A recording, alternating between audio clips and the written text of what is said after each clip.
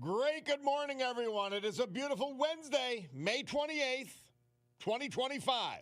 This is the Bob Cordaro Show. I am he. Broadcasting today from the United States of America. I can prove it because they're exposing insanity. Like the $90+ billion spent in 2 months by the Biden administration on their way out the door. And it's got to be exposed. Don't forget about Doge. Don't take it off the front burner. The United States of America, the place for the brave. Like the veterans we honor today, thanks to John Basiliga and his incredible companies. Men and women who have made us and kept us free. People like Fritz Schiller, Madison Township. William McKenna, North Scranton. Marty Vale, Greenfield Township. Harold Burritt, Exeter. John Kopek, Miners Mills section of Wilkes-Barre. The United States of America, founded with a certain knowledge and understanding by our incredible founding fathers that the government is not, shall not be, cannot be our parent, our guide, our salvation, our direction, not any of these things, but is nothing more than a necessary evil we require to organize and protect society. The United States of America, the country where, for the first time in human history, freedom was declared to be an unalienable right granted to each individual by God. Freedom was not to be parceled out to groups. It was not to be controlled by government or government officials. Our great American Constitution ensures and codifies freedom of speech, freedom of religion, freedom of association, economic freedom, and freedom of the press. Well, if they use it to lie and then use it to cover up their lies, so be it. We know better. And armed with these freedoms, and only because they had them, a ragtag bunch of immigrants, rejects, and their progeny created the richest, most powerful, most culturally diverse and accepting nation ever to grace our planet Earth. America, the only place specifically invented and designed so that every American can live their life in the manner they choose, unlimited by their background, upbringing, race, color, or creed, unhindered by the government or those who would use government to control others for their own comfort, benefit, or power. This Bob Cordaro Show will always be convincingly conservative, lovingly logical, proudly and passionately patriotic, and reliably right. And so, with that essential preamble dealt with, we will gavel to order this meeting of the Club for Common Sense, promising you a sanctuary of sanity to bathe in. If you choose, you can luxuriate in it. I know I do, because we're committed to common sense. Insanity has no purchase here. Well, I don't know. I'm watching this trip. By the way, I missed a veteran, and I'm in the opening, because they were veterans' obits on either side of the same paper. I photocopied one and didn't turn it over. Robert Turpak, Bear Creek Township.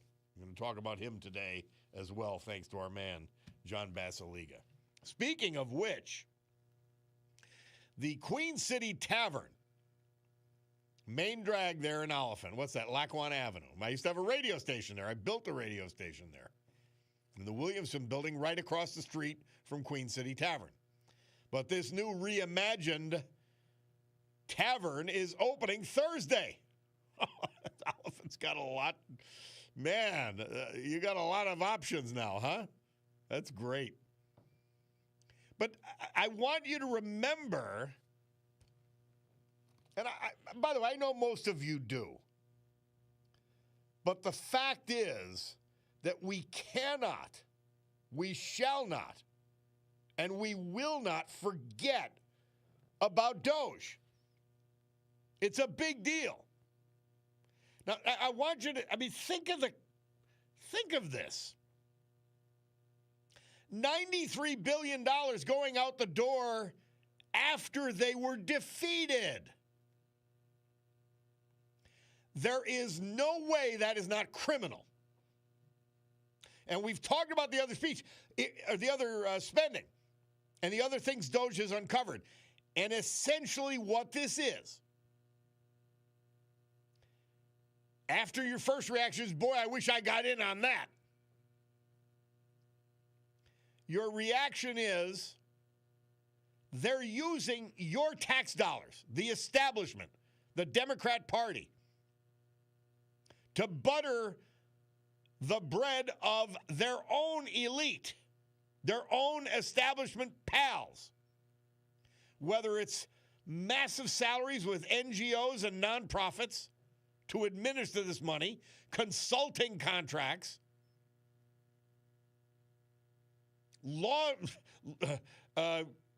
retainers with law firms. It's so incestuous and disgusting. Do you see what they think of you? Do you see what they think of your tax dollars? They think it is their personal toy. Man, what a disgrace. That was a little longer than I like to play to open the program, but the back and forth was necessary.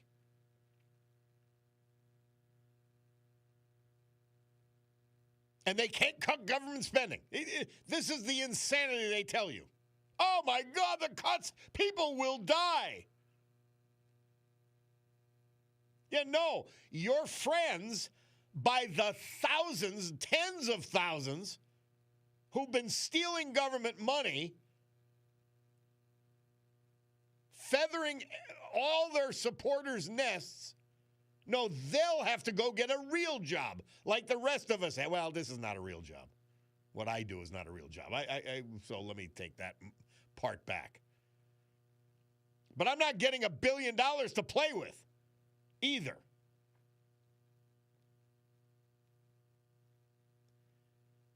Doge cannot stop. Guys, and Doge has to be done on the state of Pennsylvania.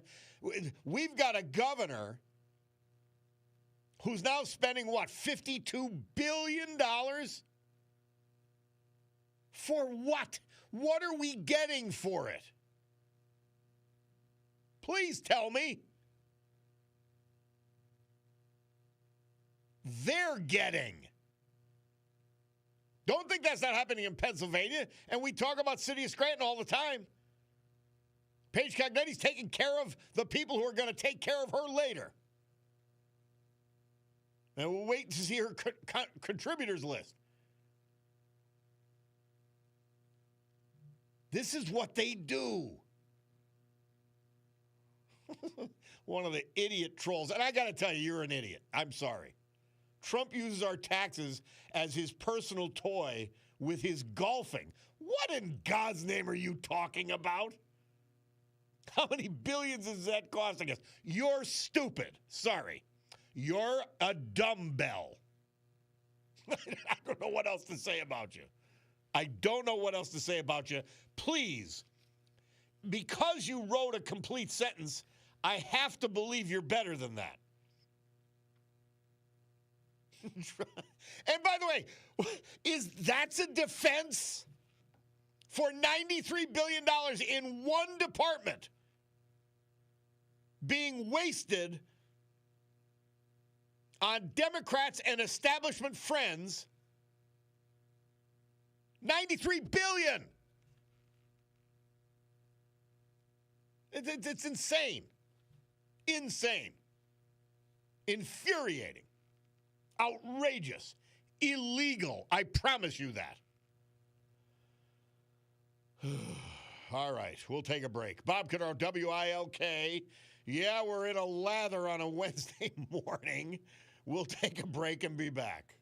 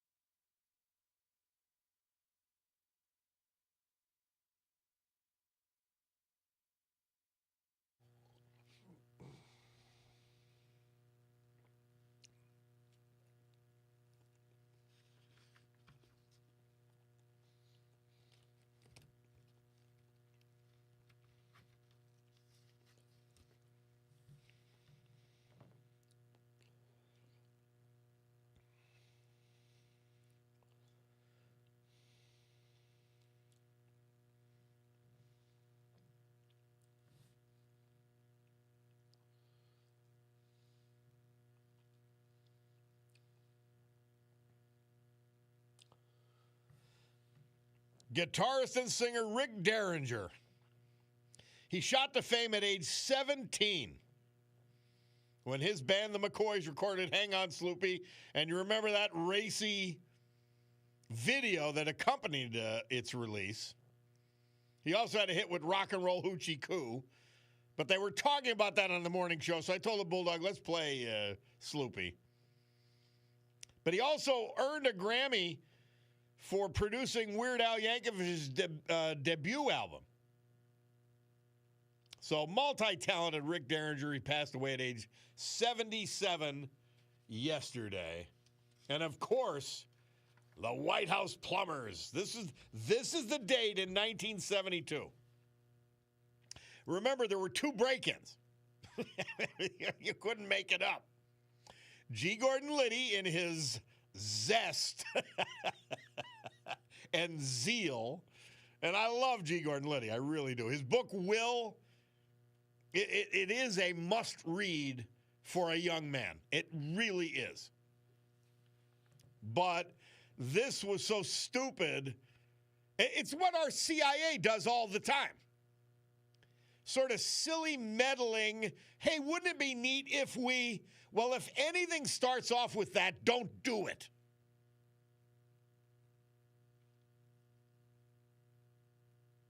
Like no great story starts with a glass of milk. But in 1972, this date, the White House plumbers broke into the Democrat National Headquarters at Watergate Complex. And they did it again because the first time didn't work. So they got caught on the second time. A level of stupidity that ended up bringing down a presidency, and it didn't have to. Nixon didn't know about it.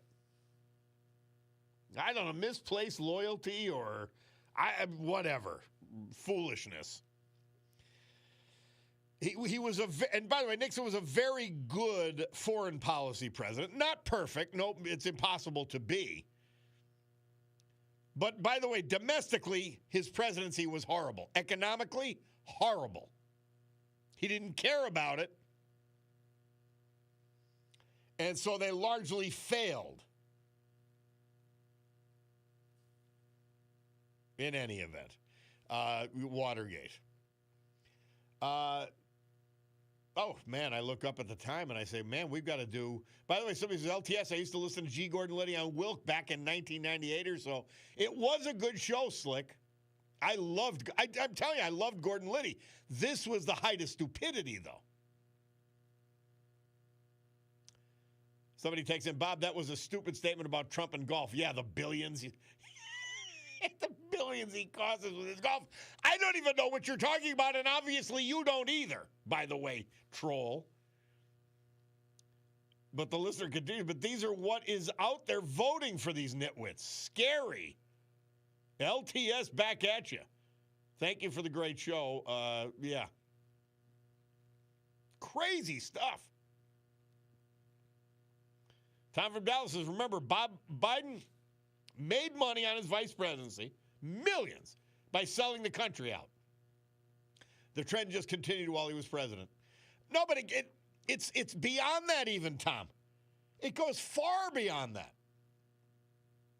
They took care of all their pals and brought others in, and that is the swamp, funded by your money. And pure insanity. $93 billion just passed out when they shouldn't have done anything after the loss. This is who they are. This is the defiance. We're finding out that George Soros and his funding,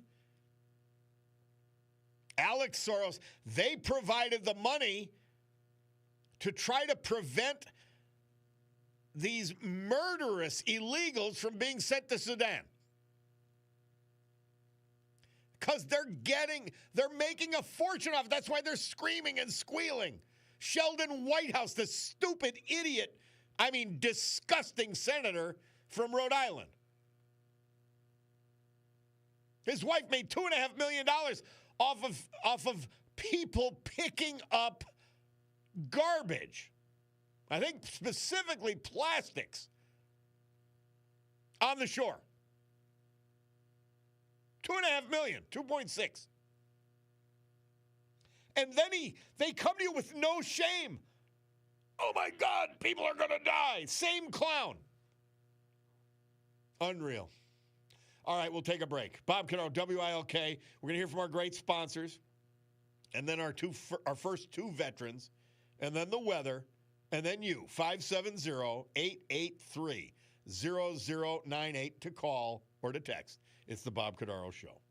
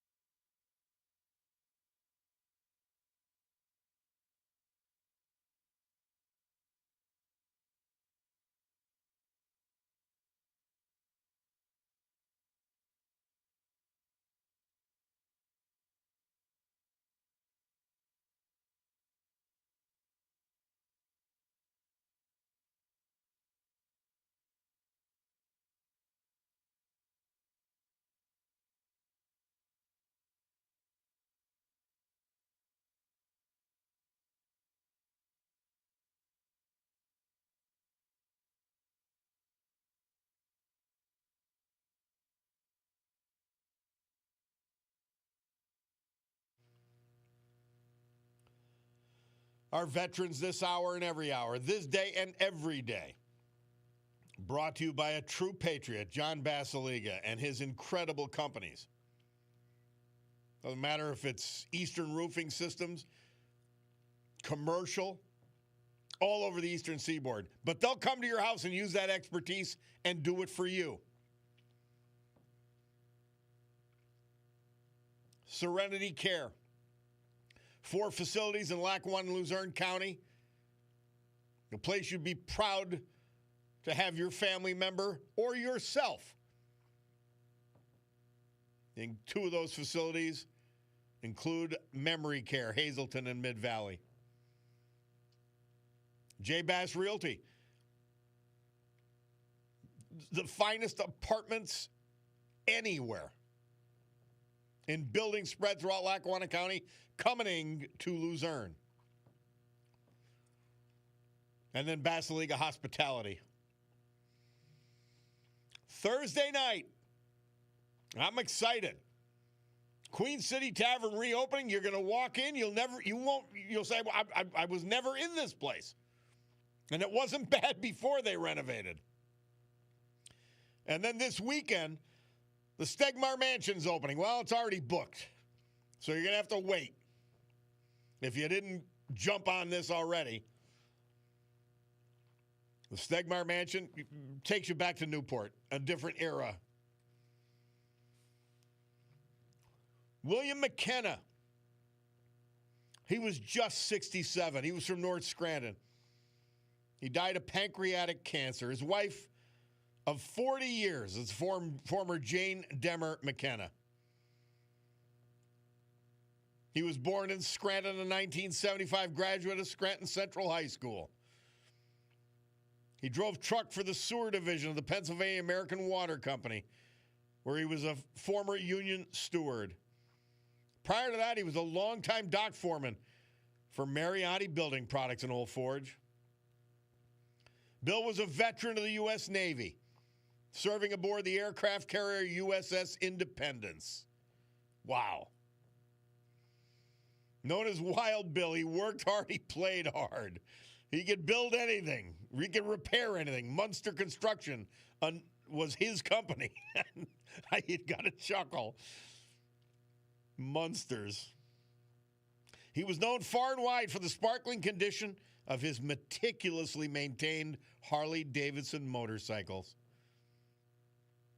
In addition to his wife, Bill is survived by his son, daughter, granddaughter, and many other family members. Bill McKenna. Fritz Schiller. He died April 2nd. He was 89. He was from Madison Township. His wife is the former Margaret Peggy Thoman.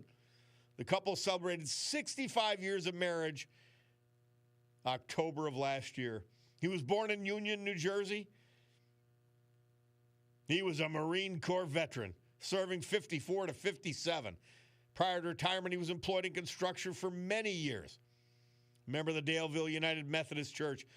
In addition to his wife, 4 children, 8 grandchildren, 14 great-grandchildren, and 2 great-great-grandchildren, as well as other family members, survive. Fritz Schiller, Bill McKenna, our veterans this hour, brought to you by John Basiliga and his great companies. Storm Tracker 16 forecast, meteorologist Joe Snedeker. Today, clouds with on and off rain developing by afternoon, high 60. It's 58 outside the studios right now. Tonight, cloudy with showers down to 53. Thursday, partly sunny with a chance of a passing shower, 72. Friday, partly sunny with a chance of evening showers, 72. And I heard on the weekend we're probably going to get a little bit more rain on the weekend. I'm feeling sorry for the farmers. The rest of us, let's not be whiny.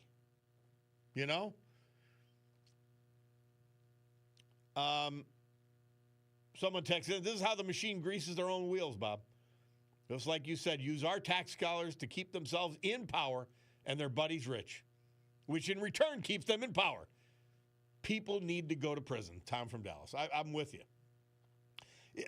Scams like this energy department that we focused on this morning to open the program, has to happen. Well, we haven't heard from them in a bit, but it's time. It's about time.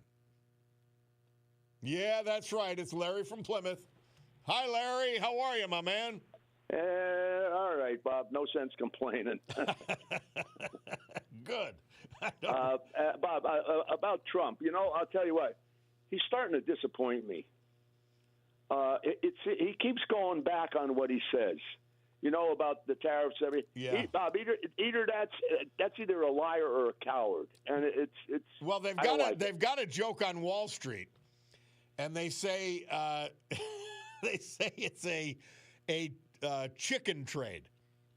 They say Trump will you sell when he announces, and you buy immediately thereafter because he's going to chicken out on his ultimatums. That's what it seems. That's what it seems like to me. You know. And another thing I don't like is that they got rid of Elon Musk. He didn't leave, Bob. They forced him out. I don't disagree with you there. I apologize. I disagree with you there, and I'm going to tell you what. And these are, I think, pretty good sources. They're telling me he had to get out. His finances were collapsing. I know. I mean, his stock price. If his stock price went much lower for Tesla alone, nightmares could ensue. Like, yeah, how could you be worth $400 billion? Well, these people don't take salaries. They borrow against their stock. And if the stock goes down, it could be, and he's never going to be poor. No. But that vast fortune could evaporate rather quickly. And he said he begged to get out early. That's what I understand. I'm not. I said Ron DeSantis said he doesn't like it either. Well, I mean, let me say this. And I'm not diminishing his role in Doge, because as I said, I played that clip with the energy secretary and Senator Kennedy specifically because we can't take our eye off that ball. But the other Doge members have done most of the work. That's why they've been so incredibly efficient. So it's not like it has to go away. Is that group he had with him, are they staying? They're still there. Okay. But Bob, another thing too, about the other day I saw that Dan Bongino said that they're going to investigate the cocaine in the White House. Bob, yes. Who cares? Nothing's going to happen. Oh, I do. No. Look, I don't necessarily want prosecutions. In fact, I generally don't. But I want this scam and these cover-ups and who did them to be exposed. I want to know whose pot it is. And by the way, for security purposes, who covered it up? Bob? Who covered Secret up? Service. And then people got to get their tickets punched. Yes. That's why I want to know. If you put, it was a serious security breach. If you put yourself or the politics ahead of your job, I want you fired.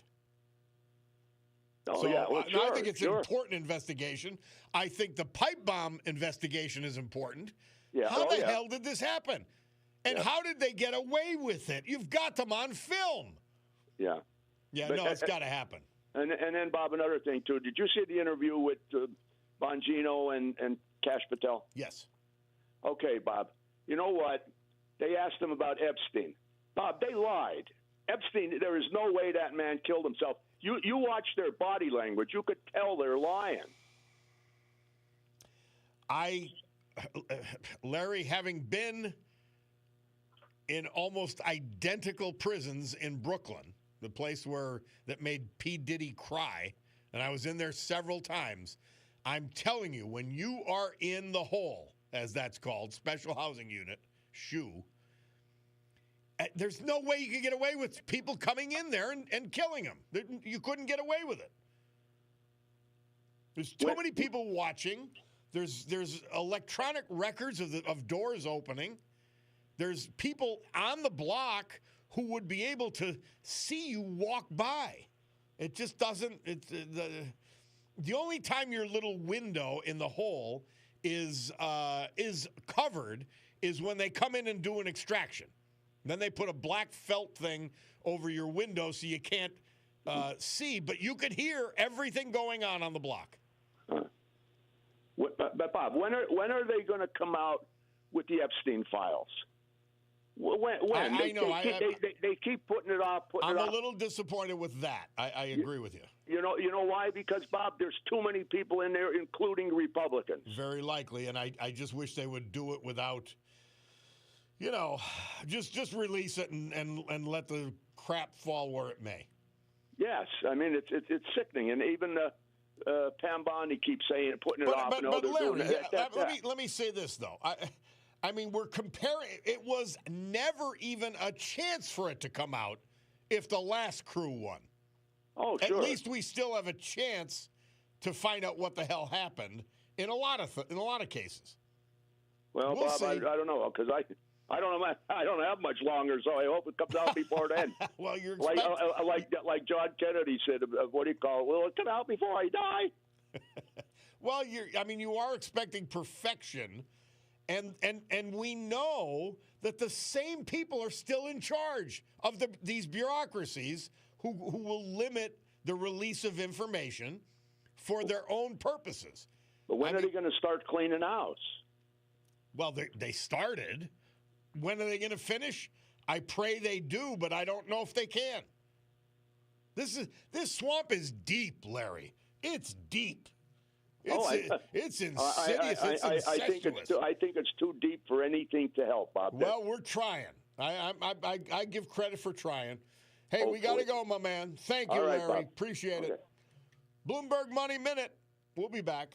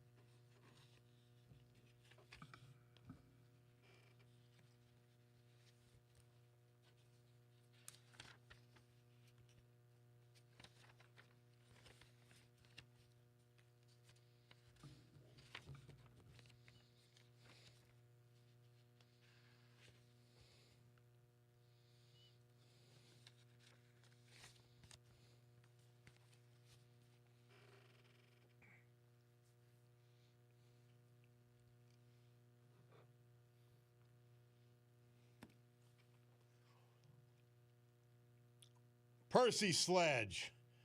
Murph says this date, 1966, he had the #1 hit, period, and man, did it deserve it. When a Man Loves a Woman. What a great ballad. Bob Cordaro back with you here on the eponymous program as we close out the first hour. Yeah, but Mr. Paul texted into me, our executive producer, he says, people have no idea what $1 billion is, let alone $50 billion. And he points out $1 billion is 100 million. I was looking furiously during the commercial break after Mr. Paul reminded me. We put it in the time frame, how many seconds and all that. I'm going to find it. And if somebody has it, reference me. So that we comprehend what $1 billion is. I mean, just imagine it. Was there 1,000 billionaires in the United States? That's it? And how much more that is than 1 million? It's a remarkable number. And $93 billion being spit out by these scum between Election Day and Trump's inauguration. Never to be seen again. It's remarkable. It's really scary. And thank you for that, Mr. Paul. Yeah. And here's another one. 12.3 million people over 120 years old removed from Social Security rolls by the Trump administration. Oh, that's a Social Security cut. 12.3 million. Remember, it's not that they're getting benefits. Some of them are, by the way. But that Social Security number is what illegals are using to get benefits from the government. It's what they're using to commit fraud against the government, like the $300 million in Small Business Administration loans. We play it at 10 and 11 o'clock. The battle is over, but the war is still on. Quite amazing. And by the way, every local Democrat supports this. I'm talking about elected officials, or they're afraid not to. Just remember that. This is insane. And you've got colleges like Harvard, colleges like Harvard getting tens of billions of dollars a year. For what? Here's one of our great listeners. I could give you $5,000 a day for 547 years. It'd be $1 billion. $5,000 a day for 547 years. $98 billion is a lot of cheese. They continue. They need to spread the wealth, LTS. Oh, here it is. Bob, 1 billion seconds is 317 years.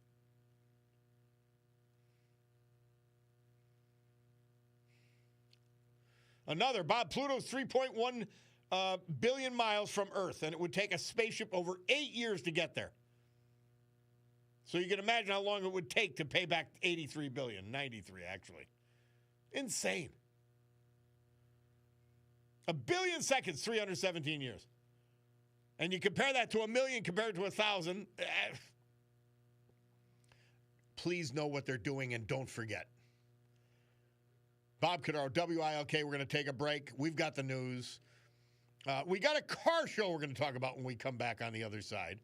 But we've got more to talk about, sadly, every day. By the way, one of my text groups said, poorest 75 nations face tidal wave of debt repayments to China in 2025. 75 countries. Yeah. China's going to maybe own them. We'll take a break and be back.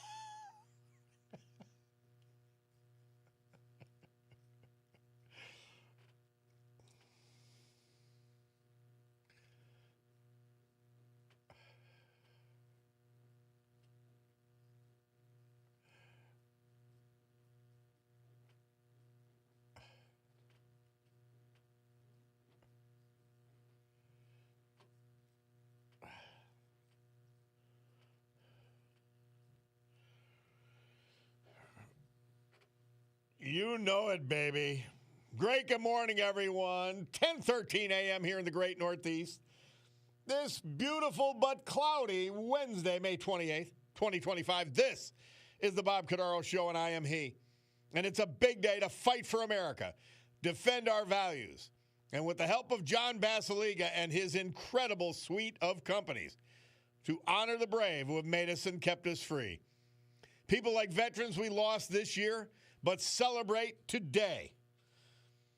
Like Fritz Schiller, Madison Township, Bill McKenna, North Scranton, Robert Turpak, Bear Creek Township, Marty Vale, Greenfield Township, Harold Burritt, Exeter, and John Kopak, Miners Mills section of Wilkes-Barre. So with history, our great founding fathers, and the incomparable Constitution of the United States of America as our guides, let us continue today's battle. Gaveling back to order, this meeting of the Club for Common Sense, a bunch of you texted in, is it on the news? They said Elon's booster rockets landed in the Gulf of Mexico, was how it was reported.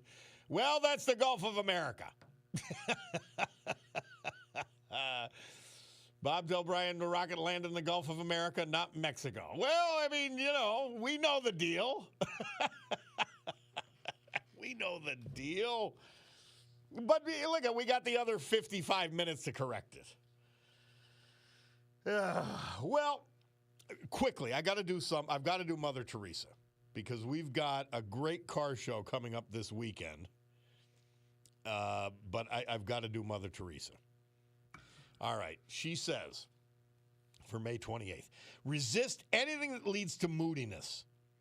Our prayer each day should be, let the joy of the Lord be my strength. Cheerfulness and joy were Mary's strength. This made her a willing handmaid of God. Only joy could have given her the strength to go in haste over the hills of Judea to her cousin Elizabeth, there to do the work of a handmaid. If we are to be true handmaids of the Lord, then we too, each day, must go cheerfully in haste over the hills of difficulty. St. Teresa, Mother Teresa for today. Always amazing, always great stuff. Thank you, Mary Regina. Well, we've got a car show this weekend. And our friends Joan Zaleski and Neil Horvick are on the blower. And they want to talk about this, and they want to tell us about this. Joan and Neil, welcome to the Bob Cordaro Show. How are you? Good. Good morning. Good morning, Bob. Good. How are you? I'm great. I'm even better than I'm talking to you guys. Tell me a little bit about this car show. Okay, we have our 54th annual car show this Sunday. It's the Scranton Region AACA, which is the Antique Automobile Club of America. We've been around since 1971. And the show is at the top of the Morgan Highway, Abington Executive Park, basically Allied Services business grounds. So near Pullman Farms, you make a right at the traffic light at the top of Morgan Highway, and our gates open at 8 o'clock, and should be a great show. The weather looks like it'll be decent for this Sunday, finally. Yes, it's supposed to be, and not too hot. It actually could be perfect. A Goldilocks day for this show. That's what we're looking forward to. I love the fact, I talk about institutions all the time, how important they are. You guys doing this for 54 years? Is that what you said? That's correct. Yep, 54 years. That's remarkable. I mean, it's absolutely remarkable. And the people love coming every year, too. I know that. Yeah, our mission is basically the preservation of antique and vintage and classic cars. And another part is also sharing the appreciation of those cars. Just about everybody has a good memory related to some automobile they had, or their parents had, or their grandfather had. So we just like to keep that tradition going and share what we have. And a lot of us will let people sit in the cars, take pictures, and share stories and memories with them. Neil Harvick, how many cars do you think you'll have there on Sunday? We should have. Last year we got about 250. Wow. So we're expecting about the same, hopefully a little bit more even. That's incredible. I mean, that's like a lot of perusing. And I'm a car lover. I love cars. What's the oldest car you anticipate being there? Usually we get some Model Ts, which are from the teens, the 19 teens. And I'm going to bring a 1927 Studebaker. But we appreciate all cars. We have the antique cars. We also like cars from any era, the 40s, the 50s, the 60s, modern-day muscle cars, Mustangs, Camaros. If it has wheels and rolls, people are welcome to come. We don't want everybody to think that it's just for antique cars. If you're passionate about any custom car you have or whatever you have, you're welcome and encouraged to come to the show. All right, if they want to bring their car to the show, we'll talk about it. We'll go back to attendance in a minute. But if they still want to bring their car to the show, how do they do it? They just show up at the gates. Like I said, top of Morgan Highway, there'll be signs. And for people who just come in to browse around, there's no charge. But the show cars, it's $15. Okay. The pre-registration isn't required. Anybody can come. And the gates open at 8, and usually registration ends around noon. I'm not diminishing the cost, but that's a hamburger and French fries, $15. Yeah, so it's still pretty cheap. It's not much, but the funds go to Allied Services. They let us use the grounds, and everybody knows the good work they do. Plus, also we support Pennsylvania Wounded Warriors. Wow. It's not part of the National Wounded Warriors. It's a Pennsylvania. It's a different charity, and just about 100% of the proceeds go to the troops. Neat stuff. So the Scranton AAC Car Club, the show, top of the Morgan Highway, the old Allied. It used to be the old Salt Company. Just before you get to the Scranton Country Club on the opposite side, on the left. And you go in there, and it's like a wonder of cars. I mean, Jay Leno would be happy at this event. I think he would, because we have, besides the new cars and the modern cars that we welcome, there's a lot of marques that are no longer in business, like Packards, DeSotos, Model A's, Studebakers. So you see a lot of things maybe you never saw or haven't seen in years, in addition to the Mustangs and Corvettes and Camaros and T-Birds. And Neil, slightly off track, but people forget that there is a Packard factory still standing. It's being used for baseball and for sporting goods on Wyoming Avenue in Scranton, but they built Packard automobiles there. They did. That was like Automobile Row down there, and the Packard building is still there. Yeah, amazing stuff. It is. So you had to have a lot of volunteers help you with this. We did. A lot of volunteers and craft groups have helped us, and Joan can speak a little bit on that. Yeah, Joan, fill out the picture for us on this car show Sunday. Thank you. Okay, well, we have approximately 30 vendors right now with diversified items, jewelry, tumblers, art, makeup, purses, wine glasses, hair bows, signs. We have direct sales such as Avon, Scentsy, Pampered Chef. We have some automotive accessory vendors, so they could, the people there could look for car parts, accessories. So that'll be great. And we do have a very big village beside us. For a one-day event, this takes a lot of work. Yeah. We start immediately after the show ends for the next year. We have so many people who have reached out to us with donations, raffle basket donations. That's another thing we're going to have. We have a huge raffle tent where the ladies will be selling raffle prizes. We have so many beautiful prizes donated for that. A lot of area restaurants, certificates. Everybody has been very generous. Yeah. We have, this is going to be like a very fun-filled day for family. As Neil said, it brings back the memories. That's what a lot of people are commenting to us. We have, as we said, the vendors. We also have face painting, children and adults. We have Jitty Joe ice cream coming with us. Oh, Neil will tell you a little bit about the food we're going to have. Yeah. We have the typical food for summer events: hot dogs, hamburgers, ice cream. And we also have a DJ at the show playing period-appropriate songs. Wow.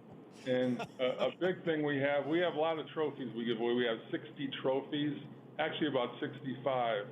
And the judges go around judging on rarity, the level of preservation. There's also some cards that haven't been touched. They show wear, but they're totally original. Technically, that's HPOF, Historical Preservation of Original Features. We give trophies for that too. And then some other trophies we have are hard luck. You don't want to win that one. You might have broken down on the way up. We have longest distance driven. We have a Chrysler Corporation Award, Early Ford Award, Scranton Region Award. So lots of good trophies for people who have dedicated a lot of time to preserving or restoring their cars. All right, Joan Zaleski, Neil Horvick, tell us the who, what, where, why, and when one more time. Okay, if anybody wants to reach out to us for more information, they could email us at aaca.carshow@gmail.com with any information. If any vendors out there still want to join us, have them email us. We'll get in touch with them. And again, it's Sunday. Gates open at 8 o'clock. Cars should be there by noon. Abington Executive Park, South Abington Township, the Allied Services Business Grounds, top of the Morgan Highway. There'll be signs, make a right, and we look forward to seeing everybody. Open 8 a.m. Until when? About 2 or 3 in the afternoon after we hand the trophies out. Nice. This is great stuff. Make sure you call again Friday just to remind people of it.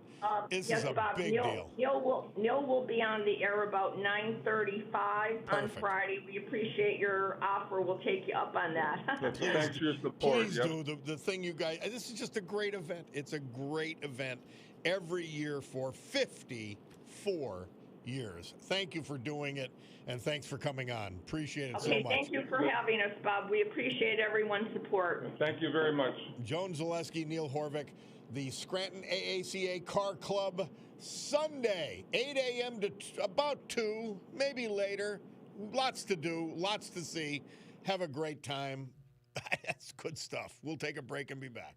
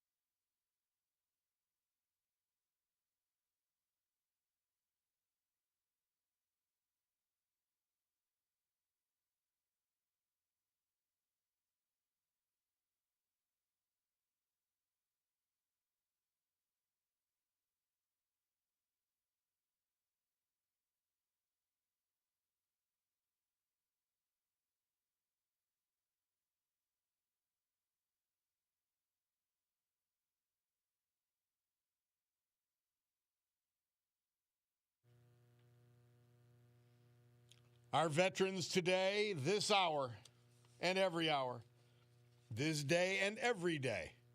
Brought to you by John Basiliga, his great companies. Basiliga Hospitality, it's a big week, man. The Queen City Tavern opening Thursday night. Grand reopening. If you've been there before, you're not going to believe it. If you've never been there before, you're going to love it. Queen City Tavern Thursday night. And then Friday and Saturday. And it's sold out already, so you got to come in the future weeks. South Franklin Street, Wilkes-Barre. The incredible Stegmeyer Mansion, the Mary Stegmeyer Mansion. Wait till you see it. You'll think you're transported back to another era, another time. Newport, Rhode Island. Robert Turpak. He was from Bear Creek Township. He passed away April 13th at the age of 81. Born in Wilkes-Barre, 1962, graduate of Plains Memorial High School. He served us in the United States Coast Guard during the Vietnam War. Member of the Plains American Legion, president of the Home Association, and vice president of the Post. He was also a member of the Legion's Funeral Honor Guard. Man, it means so much to people when they show up at a funeral. Prior to his retirement, he was employed for 37 years as an electrician with the great IBEW Local 163. He was a member there for 56 years from his apprenticeship and his career. Member and past president of the Brookside Sportsman's Club at Lake Wallenpaupack. Member of the St. Peter and Paul Church Plains and the Bear Creek Lions Club. Bob and his loving wife, the former Laverne Tomalinas, proudly celebrated their 55th wedding anniversary last May. Surviving in addition to his wife, Laverne, his loving daughter, and many other family members. Robert Turpak. Marty Vale. He was just 73 when he died April 4th. He was from Greenfield Township. He had a 3-year valiant battle with an aggressive form of multiple myeloma peripheral neuropathy. His wife of 51 years, the former Ida Wilsey Vale, the treasured father to his son, Tim. He was born in Carbondale. 1965 graduate of Lakeland High School. He went to Johnson College. He was a maintenance mechanic at Valmet Inc., Clark Summit, for 36 years. He also had his own businesses throughout his life. The Homeowner's Helper was the first one. Marty grew up on the farm, and he loved machinery. His second business was Sandy Banks Skid Steers, which he ran with his wife until 2022. Martin was an Army veteran of both the Vietnam and Gulf Wars. Always said he was drafted twice when he was pulled from the school unit. Truck driving instructor serving with the 424th Military Police Detachment out of Ashley. He was MP Prisoner Advisory Unit in Saudi Arabia during Desert Storm. Retired after 20 years of honorable service to us from the Army Reserve with a rank of SFC E7. His favorite music was from the Vietnam era, including Fortunate Son. Surviving are many other family members in addition to his wife and son. Marty Roderick Vale. Our great veterans this hour, brought to you by John Basiliga and his incredible companies. Storm Tracker 16 forecast from meteorologist Joe Snedeker. Today, clouds with on and off rain developing by afternoon. It'll be 60.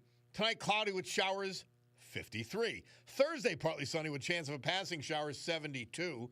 Friday, partly sunny with a chance of evening showers, 72.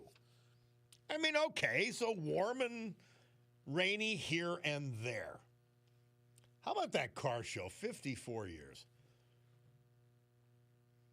See, these are the institutions that make this country. You go for the military, you talk about a gang like the people putting on this car show. Son, that's America, baby. Somebody texts in, Bob, is it true Trump is PO'd at Harvard because they declined Barron's application? I don't know anything about it. I do know this. We are all furious with Harvard for being a disgrace and for being a disinformation institution. They lie to their students. They have left-wing lunatics teaching. They have unqualified people teaching.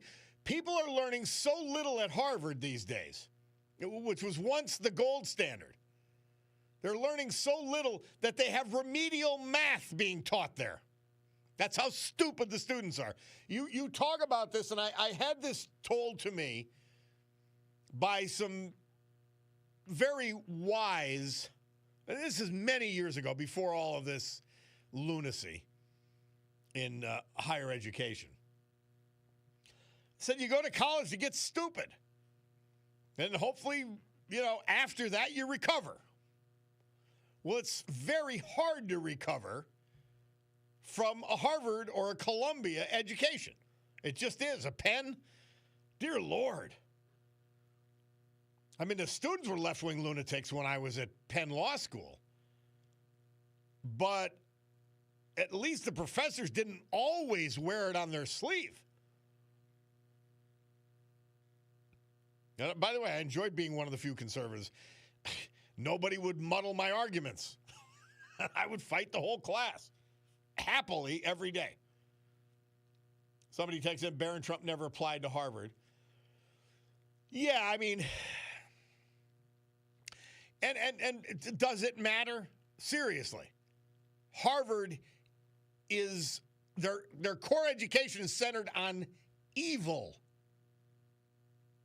It's centered on indoctrination and stupidity and lies. Yeah, that's what they do. And speaking of Harvard, we'll go from Tony from Carbondale. How are you, Tony? Hey, Bob, it's Tony T. Hey, Tony T.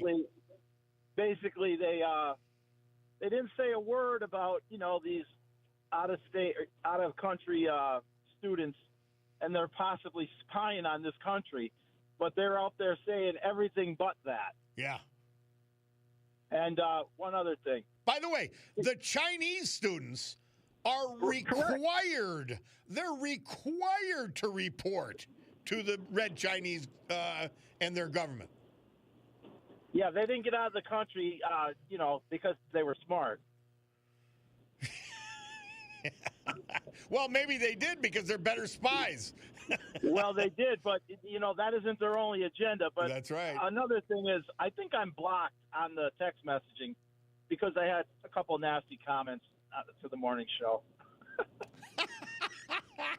I don't know how to unblock somebody. I've blocked a couple people, mostly because they were repetition, wasting my time. But I don't care what anybody says. I'm sorry to hear that. Well, no, okay. So, Tony T, now you have to call. How about that? Well, listen, my last text was, I'm listening day and night like the FCC, baby.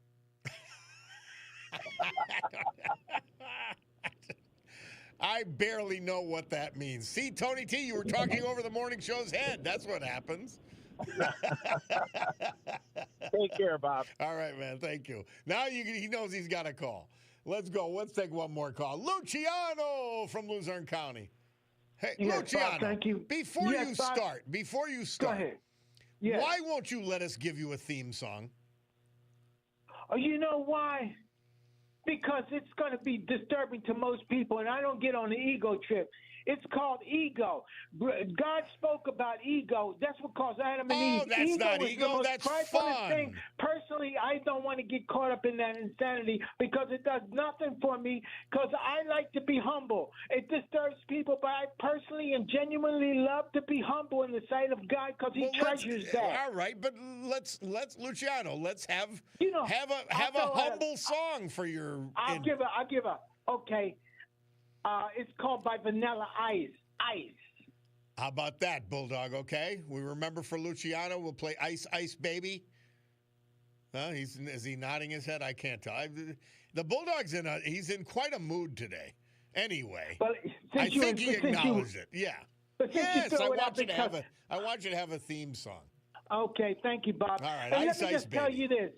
I like you, brother, because you don't mince words and you just tell it the way it is. And most American citizens have not experienced the dreadful experience you've experienced in prison. And myself, I don't use that as a pride of anchor of a prideful thing. I lived on the streets. I stress this. My family knows I genuinely lived on the streets with Americans of all races, colors, creeds, and veterans that lived in tents, in the woods, and I lived in shelters. And I know from what I speak upon, and I could care. And if anybody that doesn't like what I have to say, they could fly a kite in a thunderstorm. Let me just tell you this, Bob.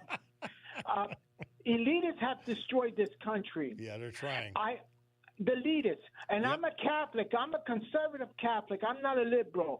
But the politicians from the Republican point of view have to have to confront these Lutheran social service, Jewish social service, and Catholic social service that have allowed over 12 million migrants to invade this country in the past 4.5 years. 20 major cities have over $60 million in debt. In New York City has over $140 billion in debt because of the mass illegal invasion, and other major cities throughout this country in Philadelphia and New York and Chicago and so Luciano, don't overlook the fact that these cities, just like our federal government, are handing money out to nonprofits, NGOs, consultants, and law firms by the billions, and that's our money that they are wasting on their friends in order to get support. We're doing it in Scranton. And let me just quickly say this. I applaud. I graduated from a culinary school. I have associate's degree in culinary arts. I give 100% approval and applause. And this guy has gumption. He has chutzpah, like they say in Yiddish. Mm-hmm. Kennedy. He's attacking the pharmaceutical industry, which he should. He's attacking the junk food industry, which he should. They've made an enormous amount of debt. I watched over the weekend 2 documents on how American citizens lived and how healthy they were in the 60s, 70s, and 80s. This junk food industry has caused a lot of damage to American citizens and the pharmaceuticals industry. And Bob, what do you think these elitist politicians are so upset of Kennedy? Because of the pharmaceutical industry that controls these because they're making their lives harder. They can't just throw slop at the American people. That Make America Healthy Again is a huge movement.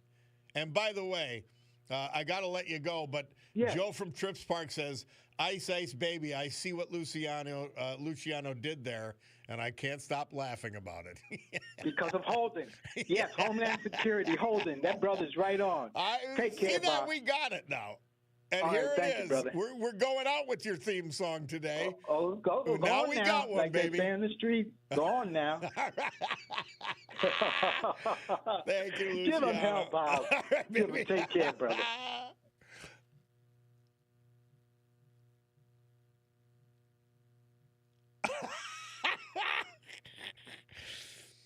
Oh, man. That is just precious.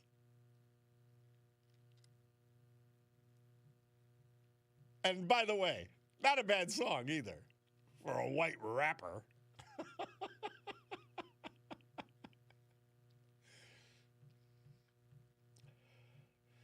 The only thing, Bulldog, is when we play this, when Luciano calls, we're going to have him wait until he hears some of the song because he's usually ready to burst right out of the gate. All right. Ice Ice Baby. We'll take a break. Bob Cordaro, WILK, will return to the program after this.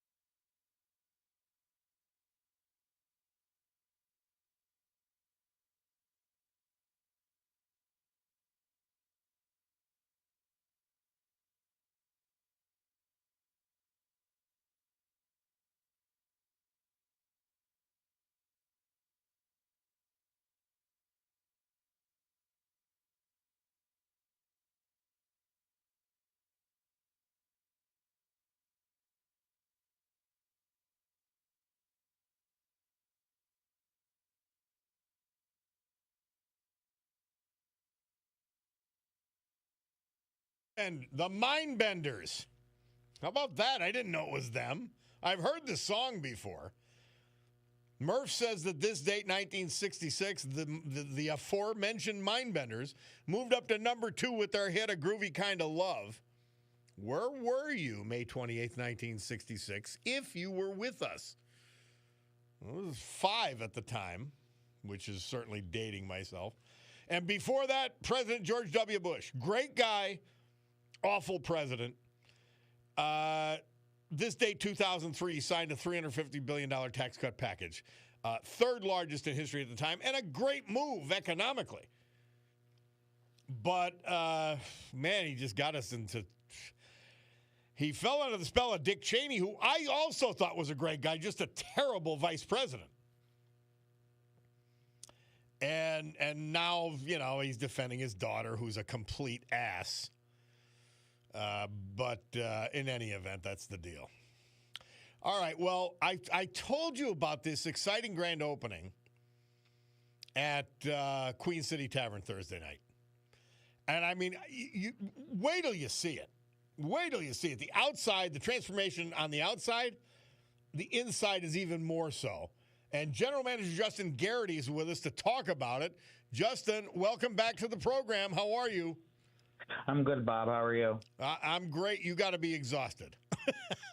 Yeah, you have no idea. I have some idea. I mean, the amount of work that had to go into putting the place back together, completely stripped down. I mean, ceilings, everything. Everything was fair game. Floors, ceilings, totally redone. It was. It's overwhelming, but it's coming to an end, and that's very exciting. And actually, the end of the construction is the beginning of an incredible spot in downtown Oliphant. It is. It's the beginning of a new, beautiful restaurant that it's stunning in here, inside and out. It's overwhelmingly beautiful, honestly. All right. Justin Garrity, tell us, we come on Thursday night. What time do you open? So we'll be open at 4 p.m. on Thursday. All right. And what specials, what do I come up there, what should I expect? So you'll expect a revised version of the menu that we started in October. So it's a menu that has appetizers, handhelds, burgers, wings. Everything's all house-made and fresh. It's awesome. And then there is a new addition to our menu is entrees. So there will be entrees available as well daily. Justin, I am so happy with your accuracy. I'm big on language. And you said house-made instead of homemade because it's not being made in anybody's home. Well, although, sometimes it's like you practically live here when you're a chef or a manager. So it is kind of like your home. Well, I'm very excited that you called it house-made because that's a big deal. Well, I know all the other Basilica hospitality properties, everything is top shelf. Everything is tremendous.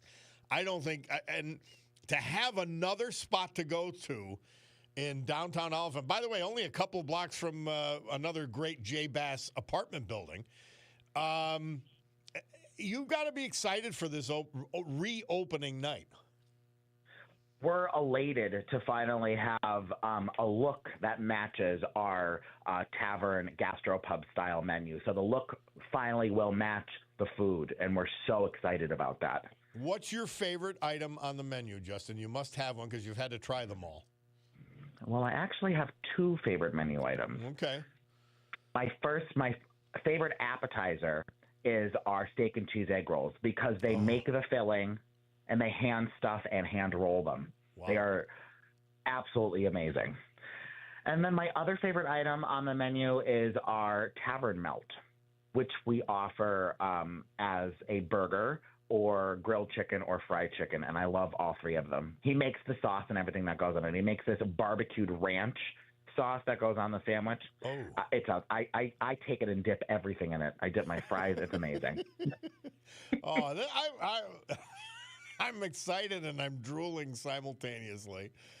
This is great stuff, Justin. Well, look, you don't need luck. You've already made your luck there. yourself and John Basiliga making this happening. Queen City Tavern, Thursday night. They open the doors at 4 o'clock.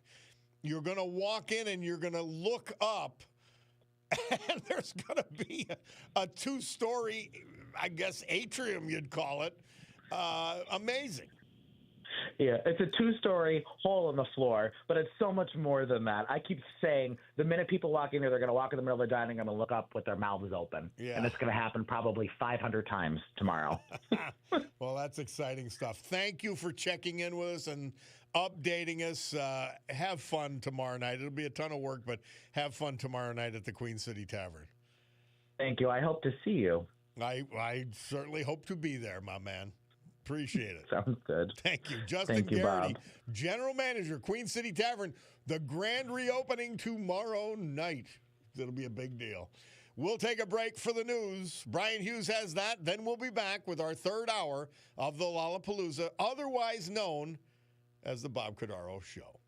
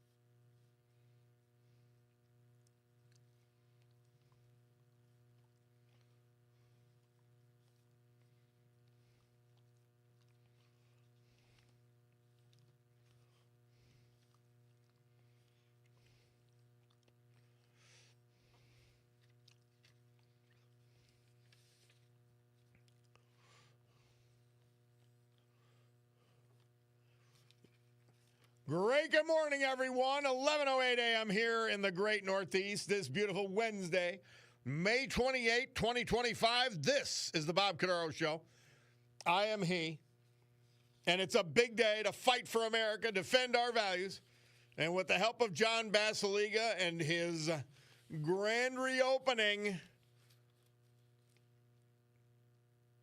Queen City Tavern, main drag of Oliphant, we honor the brave who made us and kept us free. People like veterans we lost this year, but celebrate this day.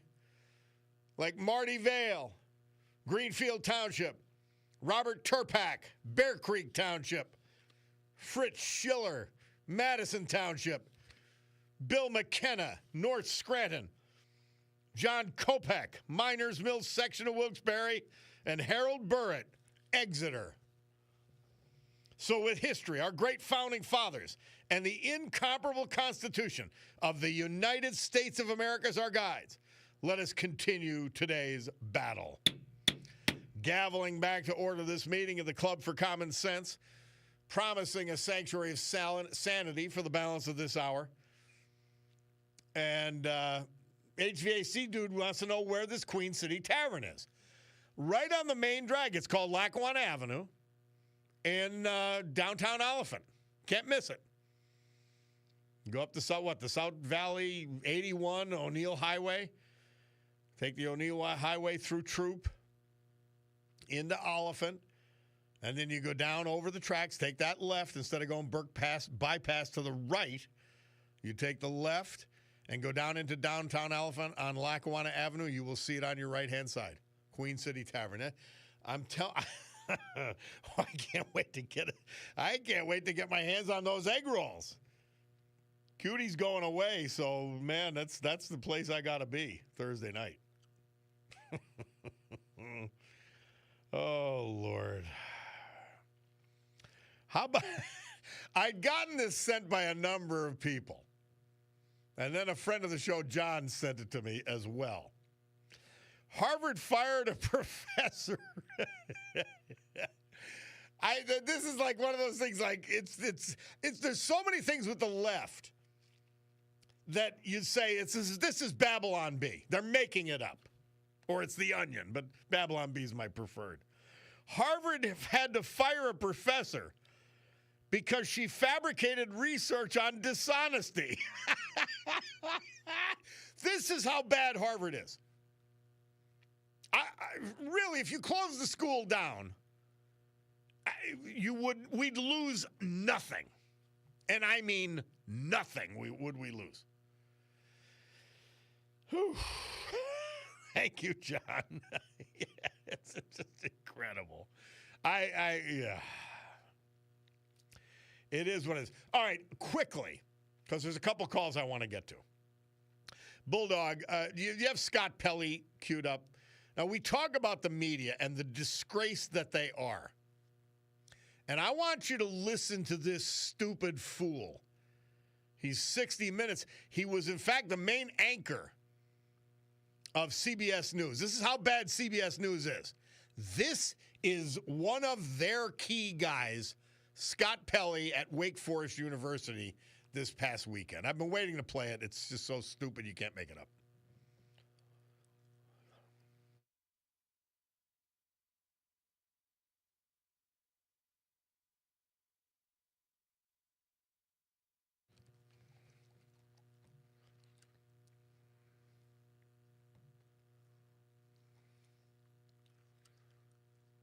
Lies, lies, lies, lies. Remember, the exact opposite of what they say is what is true.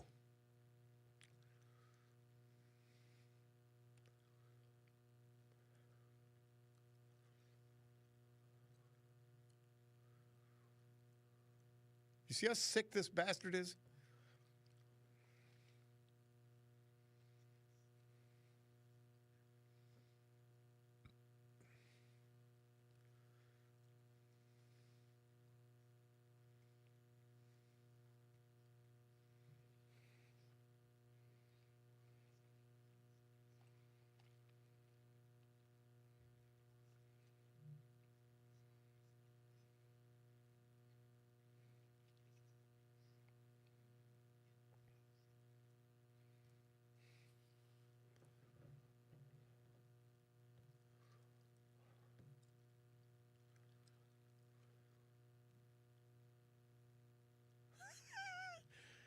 you hear this and this person is supposed to be delivering to you unbiased reportage on 60 Minutes and was supposed to be delivering unbiased reportage as anchor of CBS News. He's a disgrace.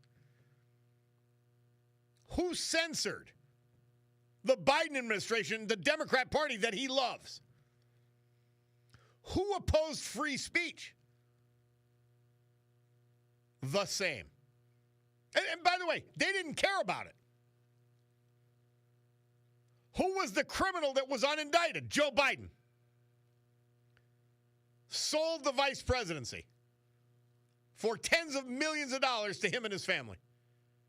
And you can go through the list. It's insane. People silently praying at abortion clinics, arrested and prosecuted.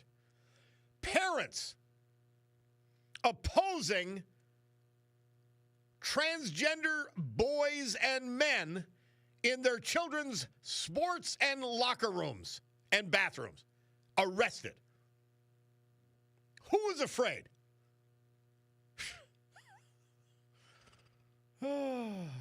Somebody takes it in 60 Minutes, can Scott Pelley. I didn't know they fired him. Thank God.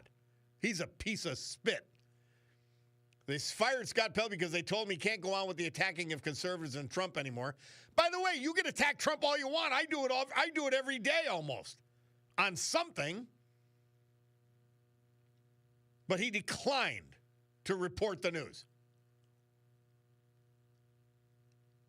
Somebody says, sounds exactly what a communist would say, and he's right. That speech is out of the old playbook, the commie playbook. I know it. Cabinet guy, he definitely said what the left is and does. Amazing people. Disgusting people.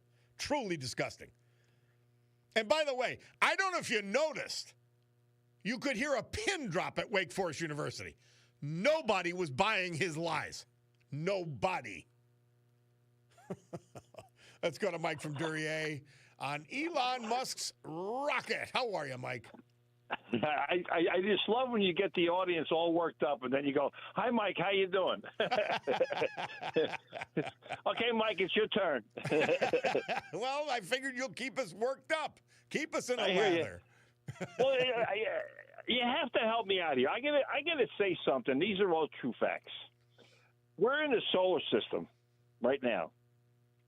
The next solar system is 40,000 years away. The next solar system, not 40,000 light years? No, 40,000 years. It's 4 years by light speed.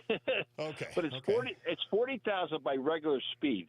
So we just sent up a rocket, a spaceship, to go to the moon, Uranus. I believe that's the one. There's 10 miles thick of ice on this planet, and we spent money. Wasted. To me, it's wasted money. So what I'm trying to ask, though, is that to me, I can only see two things going with space travel and all the wasted money. Number one, we're wasting all the fuel because we don't have a sufficient amount. And he's trying to launch a rocket and then trying to bring the rocket back down into the same spot with the same fuel. I mean, it's crazy. Anyways. The only I think thing it's I think amazing, of but that's another story. Well, no. Yeah. No, it is amazing, but it's not going to happen. So you mean crazy good? Well, no, it's crazy because what happened is that you have all this wasted fuel. We can go to a planet, the moon, or even go to Mars now, and if they have diamonds all over the place, we're going to bring back just a little handbag full of diamonds. What I'm saying, though, is that space travel will never happen with the fuel that we have right now. There has to be some type of propulsion that's better than the rocket fuel. Intergalactic travel, yeah. Well, even go to Mars. I mean, we have to have to get out of our atmosphere. You watch Star Trek, and well, no, I understand that. No, but seriously, all of that stuff, Gene Roddenberry back in the '60s, was theoretically possible and is becoming closer. Well, not really. To go to light speed, like they say, we're going to this planet, we're going to that planet. It would take light years by light travel, and they don't go light travel on on Star Trek. You know what I mean? What I'm saying is that to me, all it is either if there's a hidden agenda like military for space, we're sending up rockets because we want to perfect our military space travel, that's fine. But as far as going to I think we learn something every time they go up. I understand. What are we learning, though? And by the way, Mike, since a majority of it has been taken away from the government and is merely government funded, I think we're making greater progress. On what, though? What we're learning. That's what I'm losing. I mean, in other words, is there an end game? Yeah, colonizing Mars, all that. It sounds silly to me. I agree. I don't disagree, but I think there's benefits. By the way, I still drink Tang. And I have a Casio. I have a Casio calculator somewhere in my house. No, what I'm saying though is that the radiation on the planet Uranus, for example, I think the human being can only last one day on the planet. So we sent all that money for a thing to go up there to find some type of microorganism to bring back to Earth to infect everybody on our planet, to kill everybody. What I'm saying though is that our propulsion system is so antiquated. We got to take a break, Michael. But if it's reasonable and not wasted on cronies and everything else, I think it has defense, commercial, that's all it's worth. Defense, commercial, and consumer benefits. Well, if for it's rich people, reasonable. if they want to take for rich people, if they want to take a space ride, well, that's or it's silliness. military, I don't get that. But whatever. I mean, if it floats your boat to spend the money that way, it flows back into the economy. So what? I guess. Yeah. No, you're right though. But it's just that everybody gets worked up about this space travel. You see somebody in the command center, they're all clapping about a missile going to. I don't even like to go to troop anymore. I stay home. It's crazy. All right, bye. Thank you, man. And no, I don't mean that because they got a new mayor. Troop has a new mayor, so I'm going to be a troop tourist. Not only for the fire company and their amazing wings and everything else, but now a new mayor. So a former trooper, I'll be returning. All right, we'll take a break. Bob Cordaro, WILK. We will return.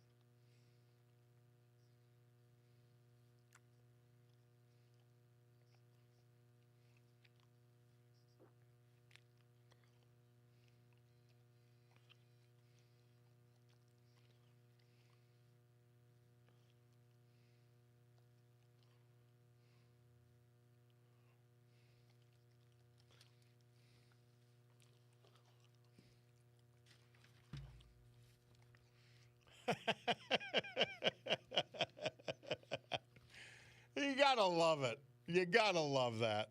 Murph tells us this date, 1955, Billboard announced that the song The Ballad of Davy Crockett was the biggest selling single, selling over 18 million copies in months. And I remind you, as I often do, you had to go to Joe Nardone's Gallery of Sound, you had to go to Ralph's Record City and go buy the record. You didn't download it in 10 seconds. You had to go physically drive or take a bus or... Yeah. Amazing. Davy Crockett. That's a great song. That's a great song. Anyway, by the way, Bill O'Reilly, in his message of the day, he's showing that AOC is the face of the Democrat Party. Now, a pretty face, but a dumbbell. There's just nothing smart about this person. Oh, she's clever. She knows how to get on TV. She knows how to... Man, you just listen to her for more than 2 minutes and you say, oh, my God. This is the leader, the face of the Democrat Party. Throw Jasmine Crockett in, and then you got to go to the phonies like Chuck Schumer and Nancy Pelosi, and you say, this party is a disgrace.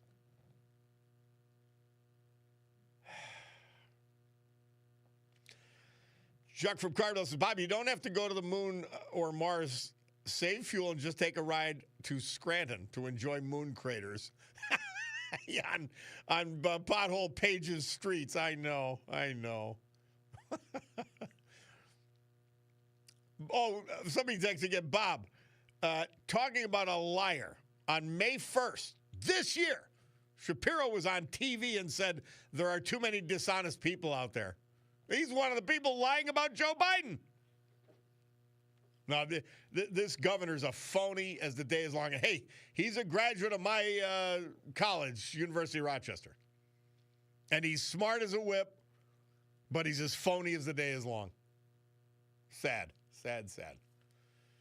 All right, let's go to Joe. He is in Spartanburg, South Carolina. How are you, Joe? How you doing? I'm living the dream, Bob. I'm down here, came down for Memorial Day with some of my grandchildren. Nice. And we are loving every minute of it. My cutie's head in the South Carolina. I love that state. I think I might go there instead of Florida if I ever, I'll never retire, but if I ever could. Oh, yeah, no, I know exactly what you mean. I keep trying to talk my wife into snowbirding. Yeah. Because I can't. I'm a couple years younger than you, and I just can't handle winters anymore. The cold gets in my bones, and it's horrible. But, you know, here's... Well, what's in your bones today? Fire away. What's in my bones is I was just listening to this guy from 60 Minutes talking about how, power can change the meaning of words, and I got to agree. But here's the problem is this goes all the way back to the mid-'90s when Bill Clinton tried to ask us, well, what's the definition of the word is? What the definition of the word is that's really what you... let me say this about Bill Clinton. And I only met him once, only talked to him a couple of times, and through my friend Jamie Brazil. And I liked him. You know he was lying to you.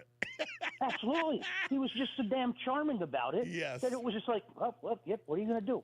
It's like a little kid who pulls crap, and then he shows you the cute dimples. Dennis the Menace, and you're, bingo, running around with a slingshot in his back pocket. Of course he did. Yes, he broke the window, but look at how damn cute he is. Come on. Hilarious. But yeah, Scott Pelley, what a total disgrace. And I'm happy he exposed himself. Because otherwise, we might have thought he was normal and, he's probably liberal. But now we know he's a left-wing lunatic. And I'm happy he exposed himself. Well, be careful with that expose yourself thing, too, because, Bill Clinton started that. So, it's no, really... Joe, I tell the jokes around here, okay, Joe?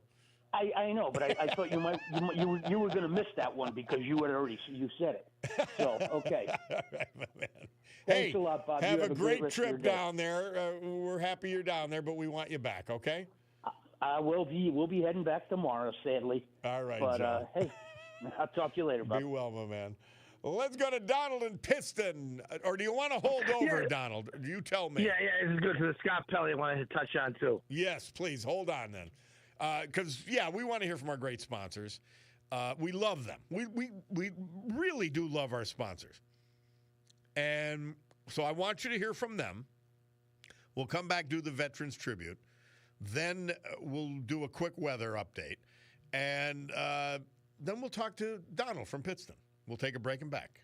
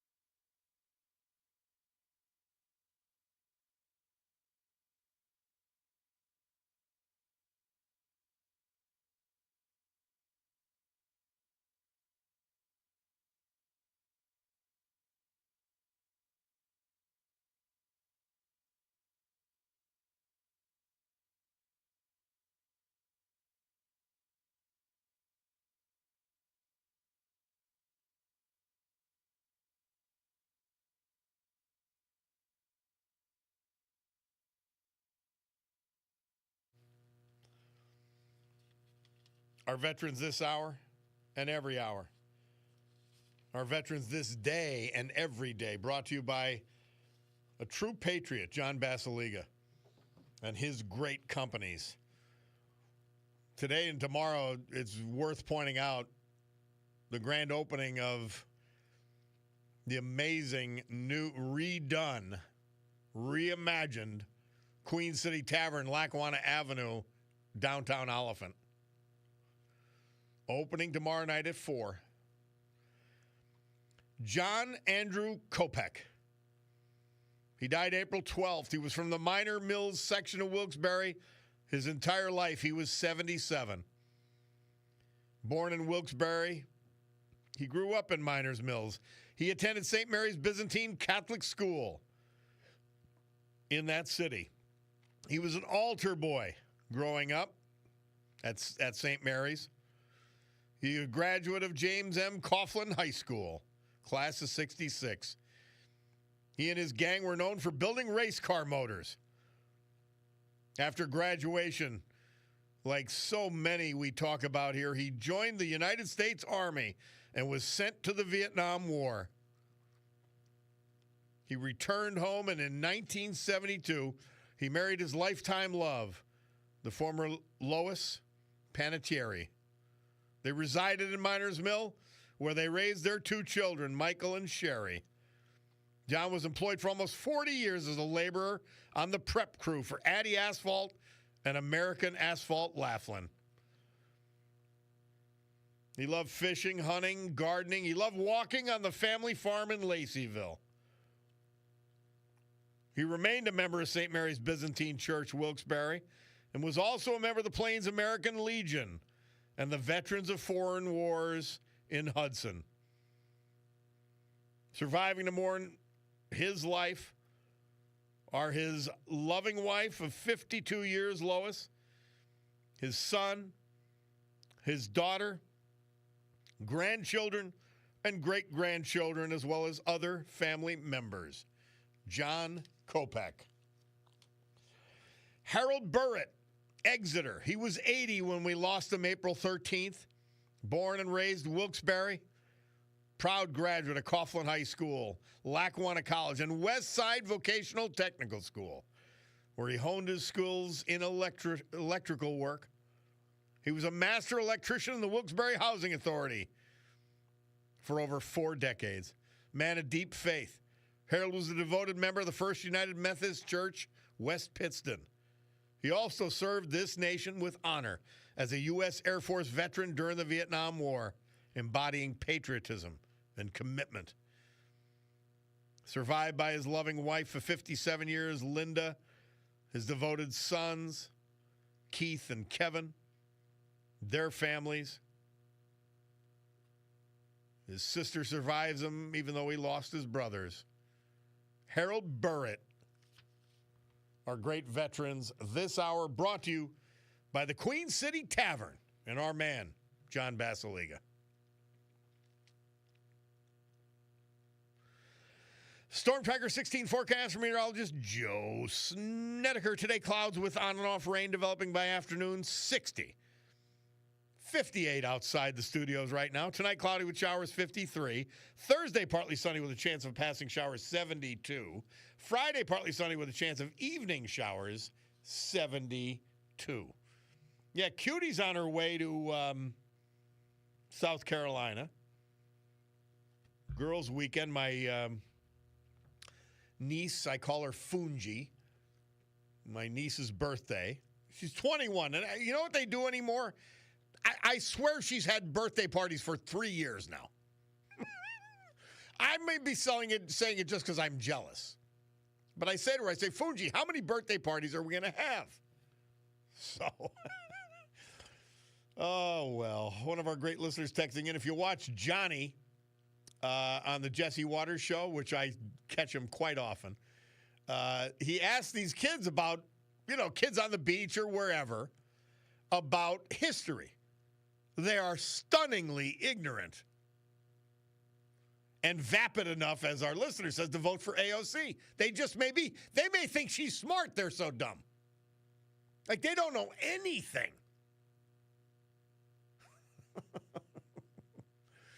Oh, Lordy Lord. But the Democrat Party, they just won't give up. Was watching various stories and reading various stories. They spent $20 million to try to figure out how to talk to men. Does that prove why they have a problem with men? Male voters? $20 million to figure out how to talk to men. Well, talk to them like, I don't know, a man. It's insane. These people are insane. Please don't be fooled by it. Please don't be fooled by that. By the way, one of our great listeners points out, Scranton's horrible mayor came to us via Harvard. Oy vey. True. It seems like the Mayor Many Names, Pothole Page, majored in empty jargon. She gives you the word salads just like Kamala. It's the same left-wing lunatic training. They can't help themselves. They're okay, how do I say nothing which matches my achievements because I'm doing nothing? So he says, Bob, I want to compliment you on your oration of the Veterans Tribute portion of the show. Done with feeling and conviction. Yes, it is, which, of course, these brave people deserve. Keep it up. And that's why I thank John Basiliga for letting us bring it to you every day. I love these veterans. I love talking about them, and it transcends politics. Theirs, mine, everybody's. Great stuff. Just great stuff. But thank you for that. By the way, I had this story, and it came to us from Murph. Benjamin Netanyahu, the Prime Minister of Israel, he says Israel's killed Hamas's Gaza chief, Mohammed Sinwar. Adios, Mohammed. Well, it's too late to pray for your soul. I'll pray for your soul. I'll pray for your soul, but I know where you're going. You not only were evil incarnate, but you stole billions from your own people. You were sick, you were twisted, you were evil, and now you're dead. All right, let's go to Donald from Pittston. Donald, thank you for your patience, my man. Fire away. Yeah, this whole party is the dumbest one, this Democrat Party. This Scott Pelley, they're telling us now, the same people, that Biden, right now, the tabloids, the books, he's a walking dead man with an auto pen. And then this Scott Pelley's trying to tell you, like, with the open border and everything, like, he's trying to say that democracy's in peril. What's he talking about? It's never been sealed. The border's sealed under Trump. The drug dealers, the rapists, the murderers are gone. It's never been a stronger democracy under Donald J. Trump. There were no insane people coming or nothing. You know, Rush Limbaugh used to say, Bob, when the liberal media owns you, they can break you at any time they want to. And that's what they did to Joe Biden. Not only did they throw him under the bus, but they crushed him. And I was saying yesterday, and it's very important for people to get, well, okay, why are they turning on Biden like this? Well, because two things. He exposes, they're not going to change their positions on issues, whether it's boys and girls locker rooms and sports and all that, whether it's the open border, so they've got to destroy Biden so they can say, well, no, that was Biden. He was awful. He lost his mind. AOC is going to be a great president. That's what this is about. She's Unreal. Yeah, it's just that she's a scapegoat. They're using an old man for a scapegoat now. Yep. You know that. Yep. Why their policies You called it 5 years ago. You said he wasn't up to the job after Afghanistan. And they're just now piling on. But like someone's new leader's going to be better with their insane policies. Well, Donald, when I actually, it was a little earlier than that, when he appeared at Lackawanna County Stadium, PNC Park, and they had the car thing. Remember that? Because of COVID? Like, it was just so, it was bizarre. And I think about 50 cars showed up. And he was doddering around then. And by the way, the book shows it. The Jake Tapper book shows that there were massive concerns about this guy in 2020 during the election. He was shot then. Sure. Yep. Well, don't forget, now, everybody is going to get old. It can happen to anybody. So I don't want to condemn. Yeah, but I know a lot of 81-year-olds. My father's 87. My father's 87. I could talk to him about anything forever. Yeah, it's irrelevant, you know? But some do get older than others. Yeah, but I feel bad that he's got a mental problem, but he shouldn't have dragged us through it. Oh, my God. It's like putting a drunk driver behind a car, and you're just as guilty. I mean, it's like try to drive or then grab the wheel to make a turn, whatever they were doing in the White House. But this Scott Pelley, he has no merit whatsoever what he's talking about. No. It's the exact opposite they say. Like Hakeem Jeffries, they just don't get it. They can't. They try to twist it around. Like I said, democracy is strong under Trump. I don't know what they're talking about. You had a guy. It's been restored. It's been restored. Yeah, exactly. We had a wide open border. The guy didn't know what he was doing. He wasn't in charge. You saw it with everything, and the education system, transgenderism, everything. And now they're just piling on an old man that they knew all along that he wasn't up to the job, and now they're trying to just use him as a scapegoat. They're the ones that are really the ones that are doing it. They're not going to change their policies, like you said, Bob. Jake Tapper, he's writing a book and making money and promoting a book about a cover-up that he was part of. It's remarkable.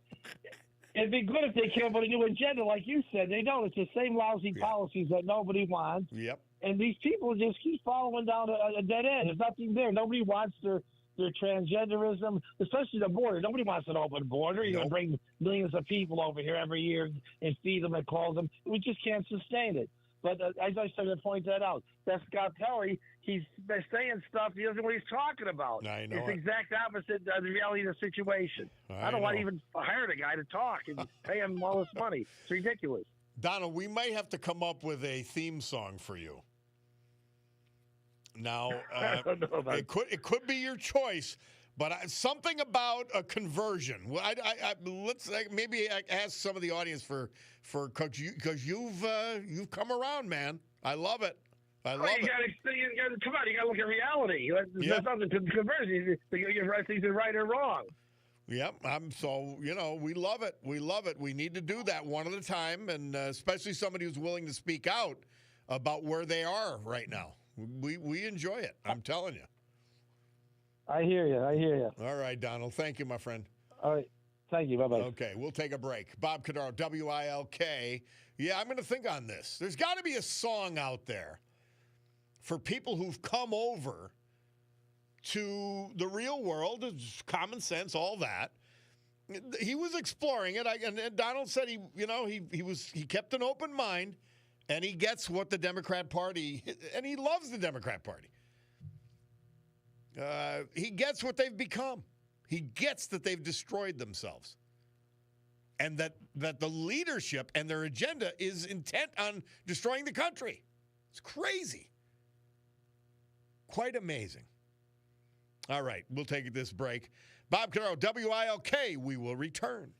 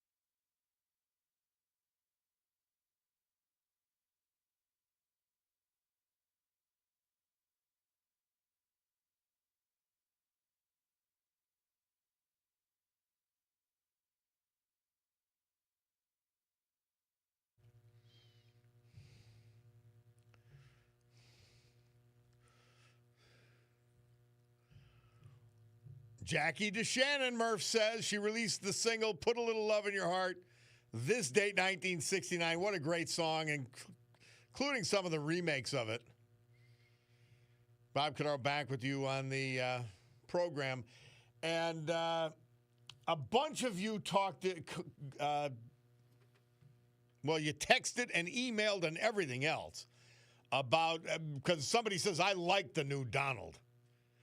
And many suggestions. We have conversion. My man Gary says from, who's this from? Kruangbin and Leon Bridges. Explaining the song. Okay. Another said Red Rover, let Donald come over. But here's the winner. And there's about 8 different suggestions. Body Shop guy says, Melissa Etheridge, I want to come over. So that's Donald's new theme song. I'm looking forward to the next time he plays. And making sure the Bulldog's got to remember all this stuff, by the way. We got Ice Ice Baby for this, for Luciano. I mean, it's not easy, but I think he can do it. I think he can do it. By the way, we're finishing today with the late, great Jimmy Buffett. Because Murph says on this date, 1977, he had the #1 hit on the adult charts hit with Margaritaville. How could you not finish with that? There were great songs, too. But, we had to go with Margaritaville. Somebody says, here's another. By the way, Johnny Nash with his theme song, I Can See Clearly Now.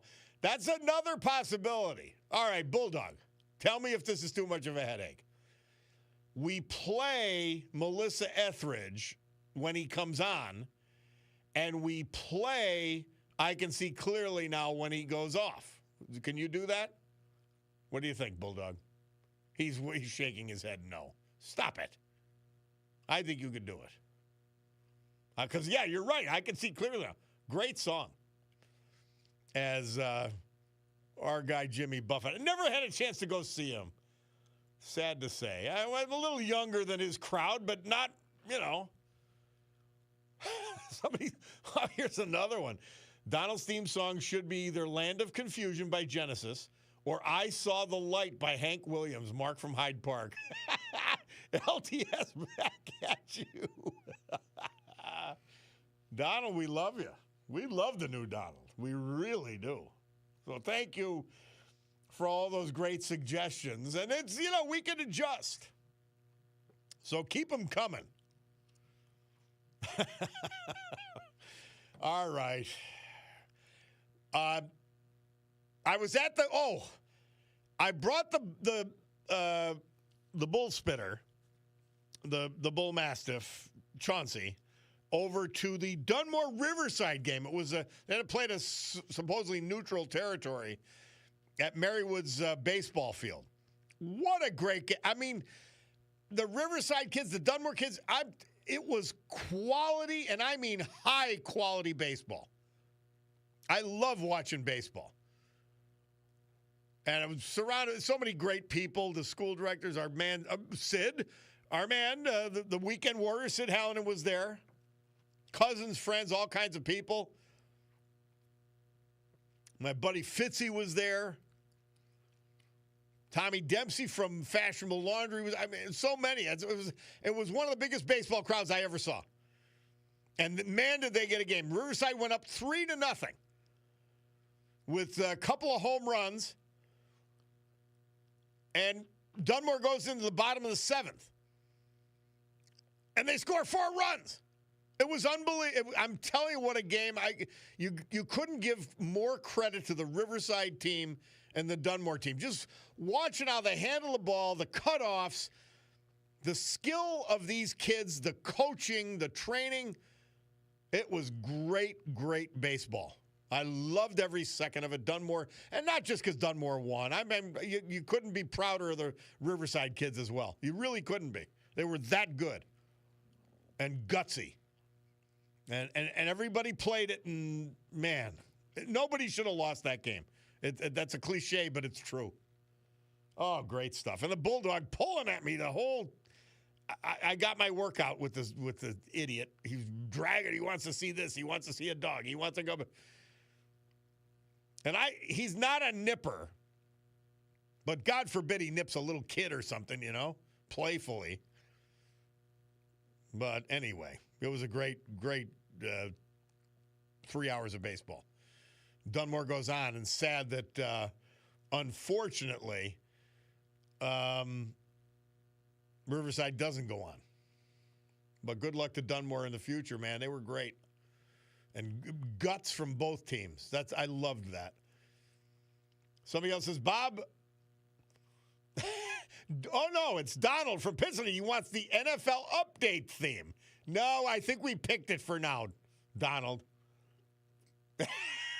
Jersey Devil says, Bob LTS, Donald should have the theme song Johnny Cash, I Saw the Light. I hadn't thought how many great choices we have. No, we've got two. We're going to start with them. But we'll continue. We're always in a search for truth here. Babylon B continues to be funny. It says, it has a picture, Biden-Macron team up to form support group for battered and abused world leaders. Macron got that punch in the face that just, man, hilarious. All right. We got to go. Sue Henry Show next. Rob O'Donnell after that. The award-winning Rob O'Donnell Show, I add. But for now, we've got to say adios from this studio for this program, mentioning our vets one more time. Brought to you by our guy, John Basiliga. Harold Burritt, Exeter. John Kopak, Miners Mills section of Wilkes-Barre. Marty Vale, Greenfield Township. Robert Turpak, Bear Creek Township. Fritz Schiller, Madison Township. Bill McKenna, North Scranton. Great veterans. As Dickens said, we shall see their likes no more. God bless. Have a great afternoon, everybody. God willing, I'll see you tomorrow morning at 9 for another edition of this Lollapalooza. Have a good afternoon. Club for Common Sense adjourned.